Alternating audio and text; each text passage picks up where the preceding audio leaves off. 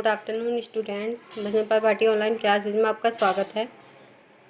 आज जो पढ़ने वाले हैं हम अर्थशास्त्र के महत्व या लाभ पढ़ने वाले हैं। ठीक है, हमारा जो टॉपिक चलेगा अर्थशास्त्र के महत्व एवं लाभ। ठीक है, तो जो हमारे अर्थशास्त्र के लाभ हैं उन्हें दो भागों में बांटा है, सैद्धांतिक लाभ और व्यवहारिक लाभ।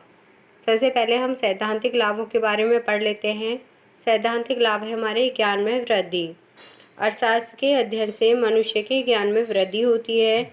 मनुष्य में बेरोजगारी, अति जनसंख्या, निर्धनता, तेजी, मंदी, आर्थिक समस्याओं का ज्ञान हो जाता है। समझाया? अर्थशास्त्र के कारण मनुष्य में ज्ञान की वृद्धि हो जाती है, जिससे वह ये डिसाइड कर पाता है कि देश में बेरोजगारी है, अति जनसंख्या है, तेजी है, मंदी है, निर्धनता है, आर्थिक समस्याओं का ज्ञान कर पाता है।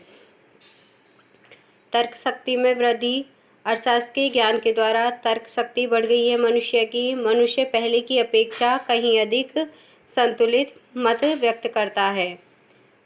चुनाव योग्यता में वृद्धि। चुनाव की योग्यता बढ़ गई है मनुष्य के अंतर्गत। अर्थशास्त्र के अध्ययन से पहला जो मनुष्य था वो चुनाव नहीं कर पाता था कि ये नाता अच्छा है या बेकार, लेकिन अर्थशास्त्र के अध्ययन से चुनाव की शक्ति बढ़ गई है। वह आवश्यक पहलुओं पर और अनावश्यक पहलू दोनों पर भेद करने में समर्थ होता है।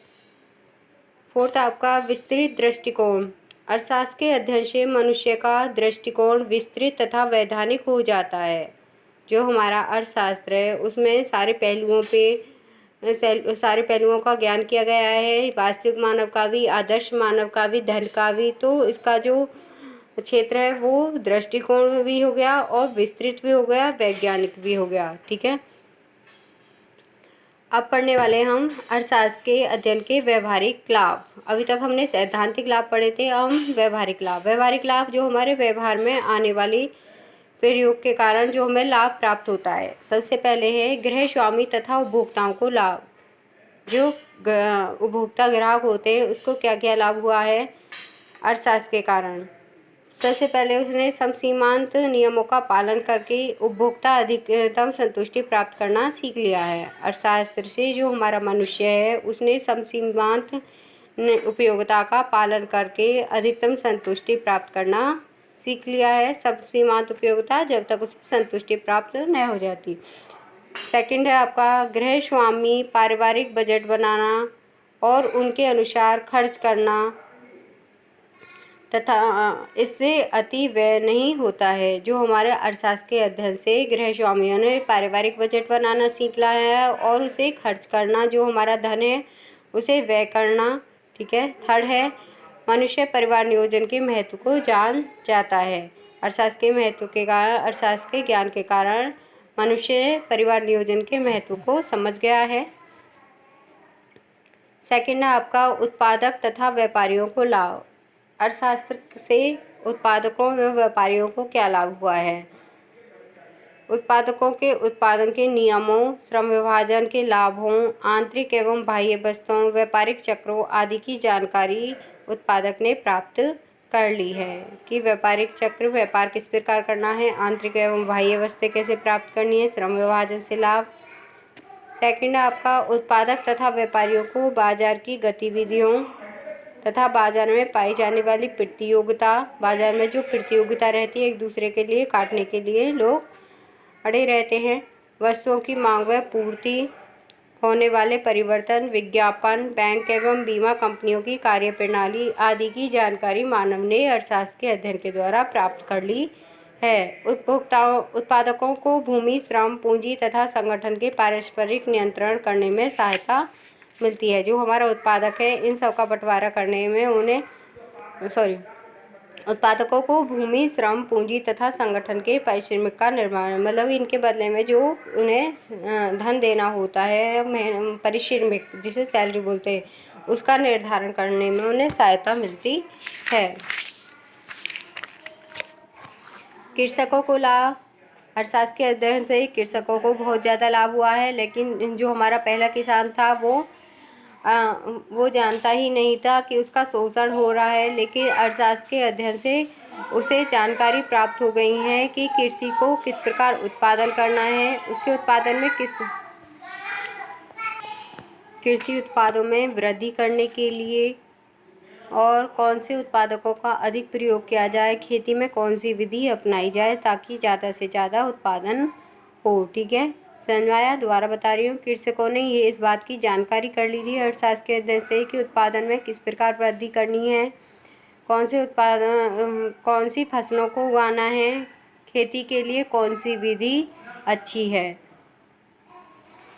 सेकंड है आपका, अर्थशास्त्र के अध्ययन से किसानों को यह निश्चित करने में सहायता मिलती है कि उन्हें अपनी उपज कब और कहाँ बेचनी चाहिए। ठीक है, उन्हें उचित कीमत प्राप्त हो सके। ऐसा होता है कभी कभी मूल्य घटे हुए रहते हैं, तो किसान को अर्थशास्त्र के अध्ययन से सहायता मिल जाती है कि हमें अपनी फसल कब बेचनी है, ठीक है, और कहाँ पर बेचनी है। किसी प्रदेश में फसल की कीमत ज़्यादा है, कहीं पे कम है, तो कहाँ पर बेचनी है ये भी डिसाइड करने में उन्हें मदद मिलती है। थर्ड है आपका, किसानों को विभिन्न प्रकार की सहकारी समितियों के लाभ ज्ञान होते हैं।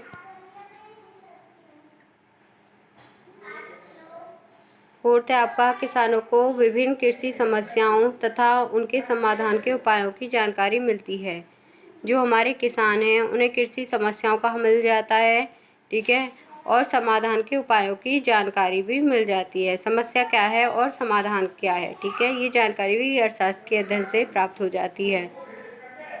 राजनीतिकों को लाभ प्राप्त हुआ है, राजनीतिकों को भी अनेक प्रकार से लाभ प्राप्त हुआ है। सरकारी बजट बनाने हेतु वित्त मंत्री के लिए अर्थशास्त्र का ज्ञान परम आवश्यक है। अगर उसे, जो हमारा वित्त मंत्री है, उसे सरकारी बजट बनाना है तो उसे अर्थशास्त्र का ज्ञान होना जरूरी है।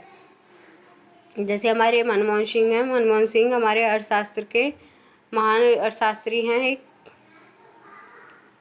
थर्ड है आपका, आर्थिक योजना बनाने के लिए राजनीतिकों को वर्तमान आर्थिक समस्याओं के बारे में जानकारी प्राप्त हो जाती है। आर्थिक योजना बनाने के लिए हमारे जो राजनीतिक होते हैं उनको आर्थिक समस्याओं की जानकारी प्राप्त हो जाती है अर्थशास्त्र के अध्ययन से, क्योंकि वो उन्हें बहुत सारी प्रॉब्लम आती हैं, लेकिन जब वो अर्थशास्त्र की जानकारी करते हैं तो उन आर्थिक